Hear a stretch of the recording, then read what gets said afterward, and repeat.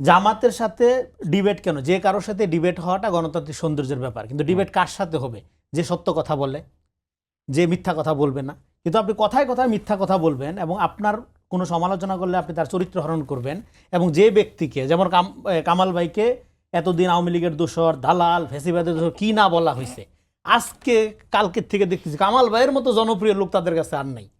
কামাল ভাই নারীদের নিয়ে বলছে এক বক্তব্য যে হ্যাঁ বিএনপির সে জামাতের নারী কর্মীরা অ্যাক্টিভ, সেটাকে তারা কাটছাট করে এমন করতেছে যে হ্যাঁ জামাত তো মোটেও নারী বিরোধী না, নারীতে সবচেয়ে বেশি আগানো, হ্যাঁ জামাত ইসলামী, রেফারেন্স কি মাসুদ কামাল, যে সবচেয়ে জঘন্য ব্যক্তি, যারে সকাল বিকাল গালি না দিলে, যারে ফ্যাসিবাদের দূষণ না বললে খাবার হজম হয় না, সে আজকে আপনার প্রিয় পাত্র, সে আজকে আপনার জাতির পিতা, জাতির বিবেক।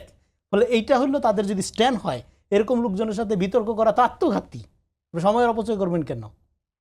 যারা based on rhetoric, based on জোয়ার, হ্যাঁ, এবং আমি মনে করি বিতর্ক হইতে পারে জামাতে আমিরের সাথে, বট সেলিব্রিটি, বট আইডি বনাম জামাতের আমিরের বিতর্ক, এইটা সবচেয়ে ইন্টারেস্টিং হবে।